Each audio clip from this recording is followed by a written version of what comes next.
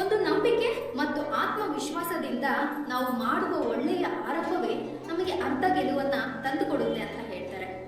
ಅದೇ ರೀತಿ ನಂಬಿಕೆ ಮತ್ತು ಆತ್ಮವಿಶ್ವಾಸದಿಂದ ಒಂದೊಂದೇ ಹೆಜ್ಜೆಯನ್ನ ಇಟ್ಟು 1000 ಹೆಜ್ಜೆಗಳನ್ನ ಆಕ್ರಮಿಸಿದರೆ ಮಾತ್ರ ನಮಗೆ ಗೆಲುವು ಅನ್ನೋದು ಸಿಗುವುದು. ಆಗ ಚಿಕ್ಕ ಚಿಕ್ಕ ಗೆಲುವುಗಳು ಕೂಡ ನಮಗೆ ದೊಡ್ಡ ದೊಡ್ಡ ಬಹುಮಾನಗಳನ್ನ ನೀಡುತ್ತವೆ ಅಲ್ವಾ? ಭವಿಷ್ಯದ ಸಾಧನೆಯ ಆರಂಭ ಎಲ್ಲಿ, ಯಾವಾಗ, ಹೇಗೆ ಪ್ರಾರಂಭವಾಗುತ್ತೆ ಅನ್ನೋದು ಯಾರಿಗೂ ತಿಳಿದಿಲ್ಲ. ಅದೇ ರೀತಿ ಜಗತ್ತಿನ ಸಾಧನೆಯ ಪ್ರತಿಯೊಂದು ಆರಂಭವೂ ಕೂಡ ಒಂದಲ್ಲ ಒಂದು ರೀತಿ ಹಾಗೆ ಆಗಿರುತ್ತೆ. ಅದರಲ್ಲಿ ಅವಮಾನ ಕೂಡ ಆಗಿರ್ಬೋದಲ್ವಾ?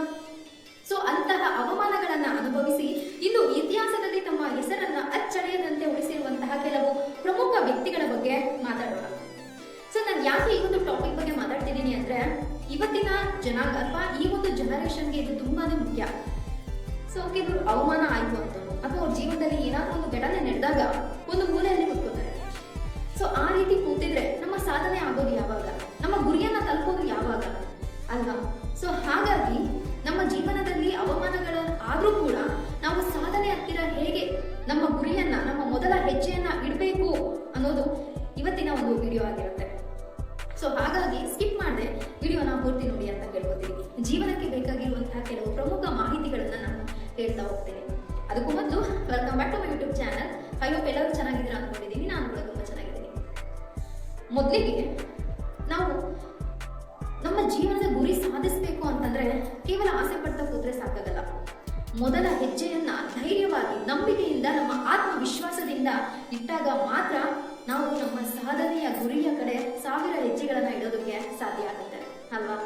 ಮೊದಲ ಹೆಜ್ಜೆಯನ್ನೇ ನಾವು ಇಡದೆ ನಾವು ಸಾಧನೆಯನ್ನ ಮಾಡಬೇಕು, ನಮ್ಮ ಗುರಿಯನ್ನ ತಲುಪಬೇಕು ಅಂತ ಅನ್ಕೊಂಡ್ರೆ ಹೇಗೆ ಸಾಧ್ಯ?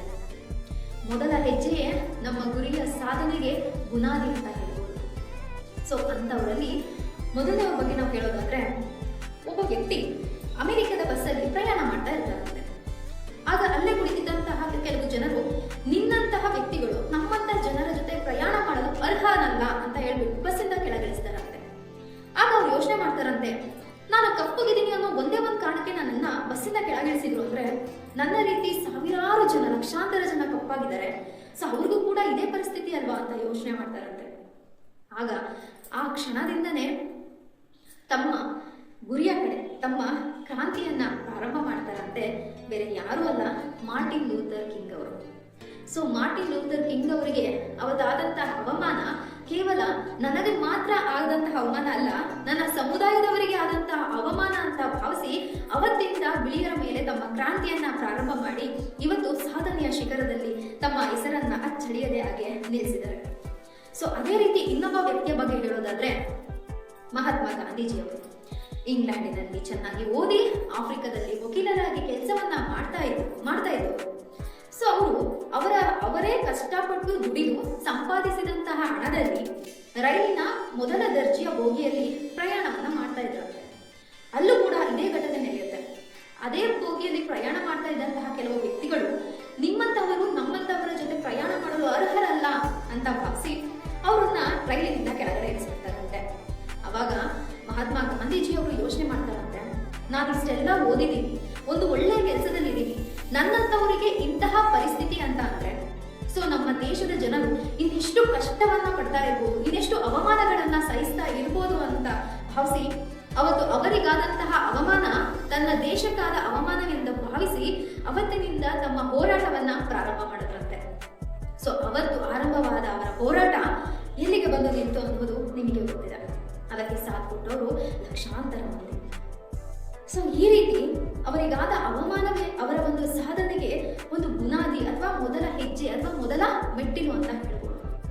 ಅದೇ ರೀತಿ ಇತಿಹಾಸ ಬೇಡ, ಅಟ್ ಪ್ರೆಸೆಂಟ್ ನೋಡೋದಾದ್ರೆ ರಾಮ್ರಾಜ್ ಕಾಟನ್ ಶರ್ಟ್ಗಳು ಮತ್ತು ಪಂಚೆಗಳು ಎಲ್ರಿಗೂ ಗೊತ್ತಿದೆ. ಇವತ್ತು ಸಾಧನೆಯ ಶಿಖರದಲ್ಲಿ ಆ ಒಂದು ಕಂಪನಿ ಇದೆ.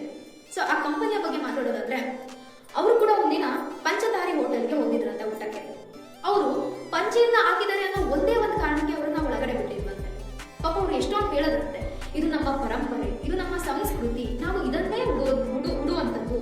ಸೊ ಹಾಗಾಗಿ ನಾವು ಇದಕ್ಕೆ ನಾವು ಗೌರವವನ್ನ ನೀಡ್ತೇವೆ, ನನ್ನನ್ನ ಒಳಗಡೆ ಬಿಡಿ, ನನ್ನನ್ನ ಊಟ ಮಾಡೋದಕ್ಕೆ ಬಿಡಿ ಅಂತ ಹೇಳಿದ್ರು ಕೂಡ ಪಂಚೆ ಹಾಕಿದರೆ ಅನ್ನೋ ಒಂದೇ ಒಂದು ಕಾರಣಕ್ಕೆ ಅವ್ರನ್ನ ಒಳಗಡೆ ಬಿಟ್ಟಿದ್ರಂತೆ. ಅವತ್ತು ಅವರಿಗೆ ಅಪಾರವಾದ ಅವಮಾನ ಆಗಿರುತ್ತೆ.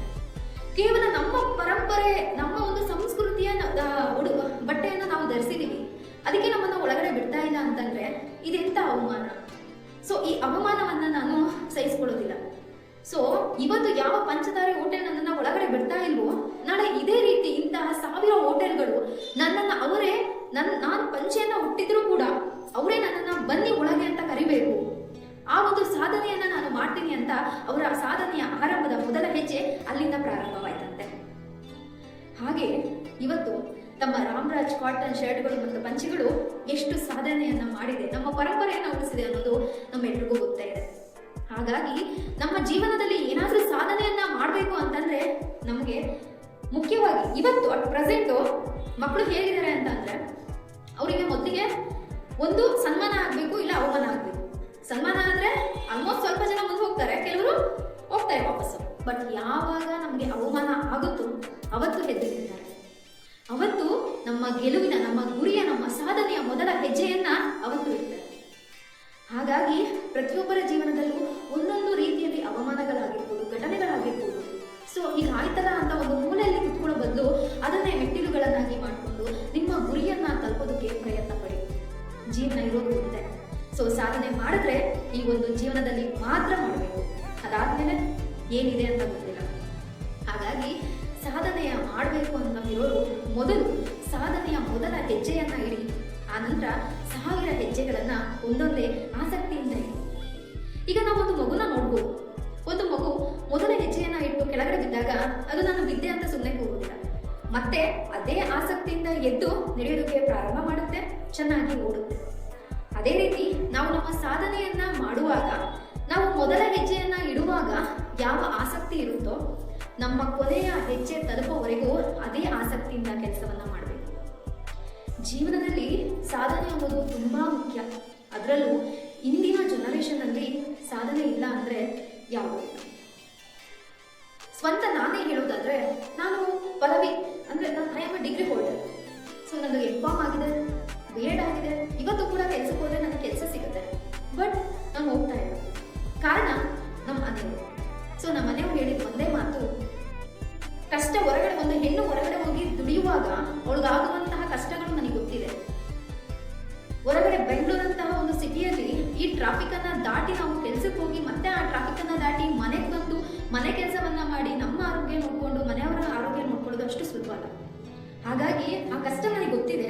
ಸೊ ಹಾಗಾಗಿ ನೀನು ಆರಾಮಾಗಿ ಮನೇಲಿರು, ಜಾಸ್ತಿ ತೊಂದರೆ ತಗೋಬೇಡ ಅಂತ ಹೇಳಿದಂತಹ ಪ್ರೀತಿಯ ಮಾತುಗಳಿಗೆ ನಾನು ಕಟ್ಬಿದ್ದೆ. ಆದ್ರೆ ಹತ್ತಿರದವ್ರು ಏನಂತ ಮಾತಾಡಿದ್ರು, ಇಷ್ಟೆಲ್ಲ ಓದಿದಾಳೆ ಕೆಲ್ಸಕ್ಕೆ ಹೋಗ್ತಾ ಇಲ್ಲ. ಈಗ ನಾನು ಕೆಲ್ಸಕ್ಕೆ ಹೋಗ್ಬೇಕು ಅಂತ ಆ ಪ್ರೀತಿಯನ್ನ ಮೀರಿ ಹೋದ್ರೆ ಸಂಸಾರ ಚೆನ್ನಾಗಿರುತ್ತಾ? ಇಲ್ಲ. ಆದ್ರೆ ಇವತ್ತು ಅವತ್ತು ಆ ಅವಮಾನ ಆಯ್ತು ಅಂತ ನಾನು ಸುಮ್ಮನೆ ಕೂತಿಲ್ಲ. ನಾನೊಂದು ಯೂಟ್ಯೂಬ್ ಚಾನಲ್ ಅನ್ನ ಸ್ಟಾರ್ಟ್ ಮಾಡ್ಕೊಂಡೆ. ಅದಕ್ಕೆ ನಮ್ಮ ಮನೆಗೆ ಪ್ರೋತ್ಸಾಹ ಕೊಟ್ಟರು. ನಿನಗೆ ಇಷ್ಟ ಇದ್ದು ನೀನು ಆರಾಮಾಗಿ ಮಾಡ್ತೀಯ ಅನ್ನೋದಾದ್ರೆ ಮಾಡು ಅಂತ ನನಗೆ ಪ್ರೋತ್ಸಾಹವನ್ನ ನೀಡಿದ್ರು. ಹಾಗಾಗಿ ಇವತ್ತು ನನ್ನ ಯೂಟ್ಯೂಬ್ ಚಾನಲ್ನ ಮೊದಲ ಹೆಜ್ಜೆಯನ್ನ ನಾನು ಇಟ್ಟಿದ್ದೀನಿ. ನಾನು ಆಲ್ರೆಡಿ ಇದರಲ್ಲಿ ಸಾಧಿಸಿದ್ದೀನಿ ಅಂತ ಹೇಳ್ತಾ ಇಲ್ಲ, ಬಟ್ ನನ್ನ ಮೊದಲ ಹೆಜ್ಜೆಯನ್ನ ನಾನು ಇಟ್ಟಿದ್ದೀನಿ. ಆಸಕ್ತಿಯಿಂದ ಕೆಲಸ ಮಾಡ್ತಾ ಇದ್ದೀನಿ.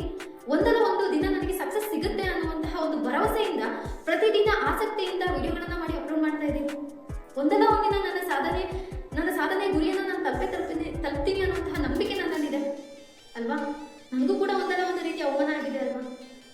ಸೊ ಜೀವನದಲ್ಲಿ ಪ್ರತಿಯೊಬ್ಬರಿಗೂ ಕೂಡ ಒಂದಲ್ಲ ಒಂದು ರೀತಿಯಾದಂತಹ ಅವಮಾನಗಳಾಗಿರುತ್ತೆ. ಆ ಅವಮಾನಗಳನ್ನ ಸಹಿಸಿ ಒಂದೊಂದೇ ಹೆಜ್ಜೆಯನ್ನ ಇಟ್ಟು 1000 ಹೆಜ್ಜೆಗಳನ್ನ ಆಕ್ರಮಿಸಿದ್ರೆ ಮಾತ್ರ ನಮಗೇನು ಸಿಗುತ್ತೆ? ಸಾಧನೆ, ಗುರಿ, ನಮ್ಮ ಯಶಸ್ಸು ಸಿಗುತ್ತೆ. ಹಾಗಾಗಿ ನಮ್ಮ ಜೀವನದಲ್ಲಿ ಏನೇ ಆದರೂ ಕೂಡ ತಲೆ ಕೆಡಿಸ್ಕೊಳ್ದೆ ನಮ್ಮ ಸಾಧನೆಗೆ ಏನು ಬೇಕೋ ಅದನ್ನ ಮಾಡ್ಕೊಳ್ಳೋಣ ಅಂತ ಹೇಳ್ತಾ ಈ ಒಂದು ವಿಡಿಯೋನ ಮುಗಿಸ್ತಾ ಇದ್ದೇನೆ. ಐ ಹೋಪ್ ಈ ವಿಡಿಯೋದಲ್ಲಿ ಇದ್ದಂತಹ ಕೆಲವೊಂದು ವಿಚಾರಗಳು ನಿಮಗೆ ಇಷ್ಟ ಆಗಿದೆ ಅಂತ ಅನ್ಕೋತೀನಿ. ಸೊ ನಾನು ಯೂಟ್ಯೂಬ್ ಚಾನಲ್ ಸ್ಟಾರ್ಟ್ ಮಾಡಿದ್ದು ನನ್ನ ಒಂದು ಡೈಲಿ ರೋಟೀನನ್ನು ಅಪ್ಲೋಡ್ ಮಾಡೋಣ ಅನ್ನೋ ಕಾರಣಕ್ಕೆ. ಬಟ್ ಒಂದು ಪುಸ್ತಕವನ್ನು ಓದ್ತಾ ಇದ್ದೆ, ಅದರಲ್ಲಿ ಈ ಎಲ್ಲ ಅಂಶಗಳು ಇದ್ದು ನನಗೆ ಈ ಎಲ್ಲ ಅಂಶಗಳು ಇತ್ತು. ಸೊ ಅದನ್ನು ಓದಿ ನಾನು ಇನ್ಸ್ಪೈರ್ ಆದೆ. ಸೊ ಹಾಗಾಗಿ ಈ ಕೆಲವೊಂದು ವಿಚಾರಗಳನ್ನ ನಿಮ್ಮ ಜೊತೆ ಹಂಚ್ಕೋಬೇಕನ್ನಿಸ್ತು. ಹಾಗಾಗಿ ಈ ಒಂದು ಬ್ಲಾಗ್ ಅನ್ನ ಮಾಡಿದೆ ಅಷ್ಟೇ. ಸೊ ನಾನು ಹೇಳಿದಂತಹ ಮಾತುಗಳು ನಿಮ್ಮಲ್ಲಿ ಒಂದು ಮನವರಿಕೆ ಅಥವಾ ಒಂದು ಚೇತರಿಕೆಯನ್ನ ಮೂಡಿಸ್ತು, ಅಥವಾ ನಿಮ್ಮಲ್ಲಿ ಒಂದು ನಾವು ಸಾಧನೆ ಮಾಡ್ಬೋದು ಅನ್ನುವಂತಹ ಒಂದು ಮನಸ್ಥಿತಿ ತಂದಿದ್ರೆ, ಇಷ್ಟ ಆಗಿದ್ರೆ ಅಷ್ಟು ಸಾಕು ಆಗ್ತದೆ. ಸೊ ವಿಡಿಯೋ ನೋಡಿದ್ದಕ್ಕೆ ತುಂಬಾನೇ ಧನ್ಯವಾದಗಳು. ಹಾಗೆ ಈ ಒಂದು ಎಲ್ಲ ಮಾಹಿತಿಗಳು ನಿಮಗೆ ಇಷ್ಟ ಆಗಿದ್ರೆ ಪ್ಲೀಸ್ ಲೈಕ್ ಮಾಡಿ, ಹಾಗೆ ಸಬ್ಸ್ಕ್ರೈಬ್ ಆಗೋದನ್ನ ಮರಿಬೇಡಿ ಅಂತ ಕೇಳ್ತಾ, ಇನ್ನು ಏನಾದರೂ ಈ ಒಂದು ವಿಡಿಯೋದಲ್ಲಿ ತಪ್ಪಿದ್ರೆ ತಪ್ಪಿದ್ರೆ ಅಥವಾ ಸರಿ ಇದ್ರೆ ಕಮೆಂಟ್ ಮೂಲಕ ತಿಳಿಸಿ. ನೆಕ್ಸ್ಟ್ ವ್ಲಾಗ್ಗಳಲ್ಲಿ ಅದನ್ನ ಸರಿಪಡಿಸ್ಕೊತೀನಿ ಅಂತ ಹೇಳ್ತಾ